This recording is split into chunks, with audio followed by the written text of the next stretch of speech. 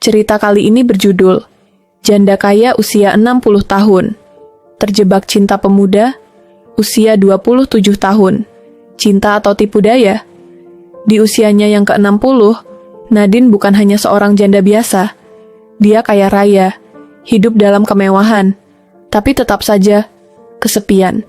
Harta bisa membeli segalanya, kecuali kehangatan seorang pria. Lalu datanglah Raka, pemuda tampan. Seharusnya dia hanya seorang petugas kebersihan, tapi tatapan dan senyumnya membangkitkan hasrat yang lama terkubur. Awalnya hanya tatapan, lalu sentuhan kecil, hingga batas itu kabur. Nadine tak bisa menahan diri. Tapi satu pertanyaan menghantuinya. Apakah Raka benar-benar menginginkannya, atau hanya mengincar hartanya?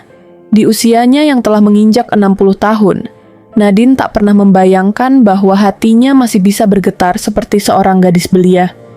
Ia adalah seorang janda kaya raya, mewarisi bisnis properti dari mendiang suaminya.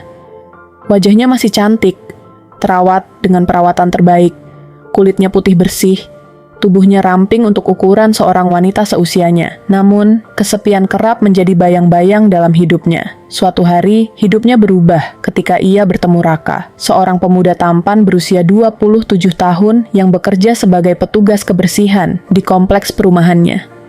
Raka memiliki wajah yang rupawan, tubuh tegap, mata cokelat yang dalam, dan senyum yang mampu meleburkan dinding kesepian Nadine. Mereka pertama kali bertemu ketika Nadine tanpa sengaja menjatuhkan tas belanjaannya di dekat taman rumahnya. Raka, yang kebetulan sedang menyapu jalanan, buru-buru membantu. Saat tangan mereka bersentuhan, ada sesuatu yang aneh menggetarkan hati Nadine. "Terima kasih, Nak," katanya dengan senyum lembut. "Sama-sama, Bu," jawab Raka sopan. Nadine tidak tahu mengapa ia merasa tersinggung dengan panggilan Bu. Bukankah memang seharusnya begitu? Namun, dalam hatinya, ia ingin dipandang sebagai wanita, bukan sekedar seorang ibu bagi pemuda ini. Hari-hari berlalu, dan Nadine mulai mencari-cari alasan untuk bertemu dengan Raka. Ia sengaja turun ke taman setiap pagi, berdandan lebih rapi dari biasanya, memakai parfum yang wanginya halus namun menggoda. Raka, di sisi lain, tak bisa memungkiri bahwa Nadine adalah wanita yang memancarkan pesona. Usianya boleh saja jauh di atasnya, tapi tubuhnya masih terawat, wajahnya elegan, dan yang lebih penting, tatapannya menyiratkan sesuatu yang lebih dari sekedar perhatian biasa. Hingga suatu hari, ketika hujan deras turun, dan Raka kebetulan masih bertugas di sekitar rumah Nadine, wanita itu mengundangnya masuk untuk berteduh. Raka sempat ragu, tapi godaan aroma teh hangat dan senyum Nadine membuatnya tak bisa menolak. "Kalau basah kuyup begini, kamu bisa sakit," ujar Nadine sambil mengulurkan handuk.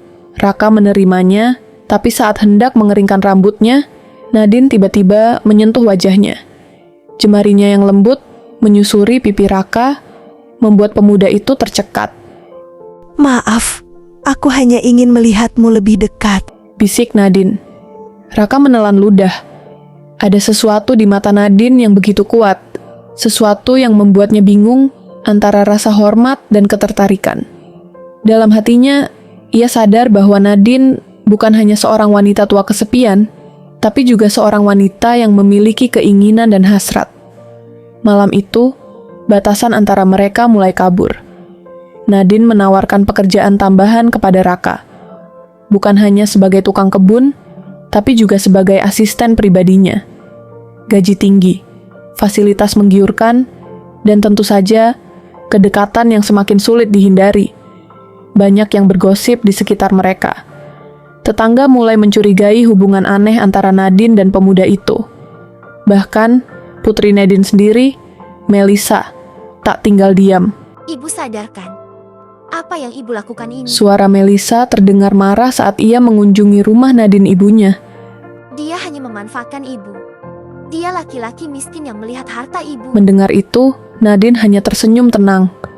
Lalu Nadine berkata, "Melissa, kamu tak akan pernah mengerti. Aku merasa seperti hidup lagi sekarang." Namun, apakah Raka benar-benar mencintai Nadine? Ataukah ia hanya melihatnya sebagai jalan keluar dari kemiskinan? Suatu malam, saat Nadine merasa bahwa hubungan mereka mulai terlalu dalam, ia bertanya dengan suara gemetar, Raka, jika aku bukan siapa-siapa, jika aku tak punya uang, apakah kamu masih akan di sini? Jawaban Raka menggantung di udara, menandakan bahwa hubungan mereka tak hanya soal cinta, tapi juga tentang keinginan, kebutuhan, dan kenyataan hidup yang pahit. Malam itu, Raka terdiam. Matanya bergetar, seolah sedang mencari jawaban di sudut ruangan. Hening menggantung di antara mereka, hanya terdengar detak jam yang terasa begitu nyaring. Nadine tersenyum pahit. Ia tahu, jauh di dalam hati, bahwa pertanyaannya bukan sekadar iseng. Ia ingin tahu, apakah perasaan ini nyata atau hanya ilusi yang ia ciptakan sendiri? Raka akhirnya membuka suara, tapi sebelum kata-katanya selesai, pintu rumah mendadak terbuka. Melisa masuk dengan wajah penuh kemarahan. Ibu, aku sudah bilang dia hanya memanfaatkan kamu. Seru Melisa sambil melemparkan setumpuk foto ke meja. Nadine memungutnya dengan tangan gemetar.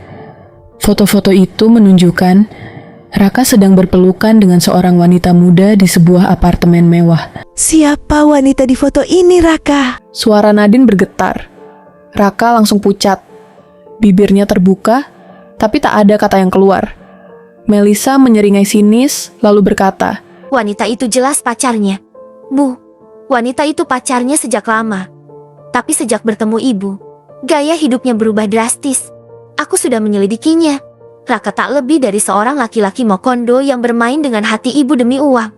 Mendengar itu, Nadine merasa seakan-akan dunia runtuh di sekelilingnya. Napasnya tercekat.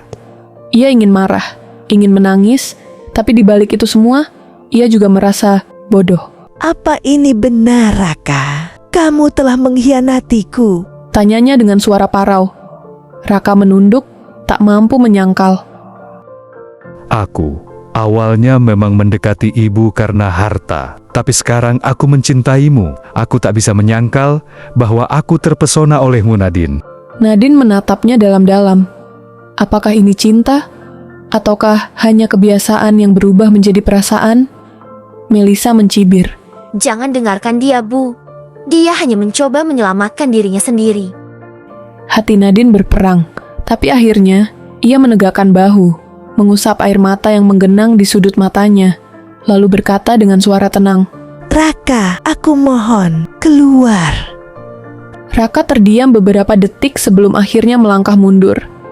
Tatapannya berkabut, tapi Nadine tahu itu bukan karena cinta.